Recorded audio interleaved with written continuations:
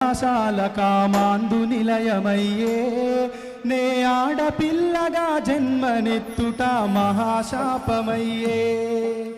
గడప దాటి ఒక అడుగు వేస్తే గుండెల్లో వణుకు పుట్టే గులాబీలతో వెంట పడుతూ ఆకతాయిలొచ్చే నా మనసు నీకు ఇచ్చానని ఒకడు మనసు ఇమ్మని అంటాడొకడు నా తోడబుట్టిన అన్నలాంటి వయసున్న కుర్రవాళ్ళే నన్ను తలో తీరుగా ఆట బొమ్మల వేలమాడుతారే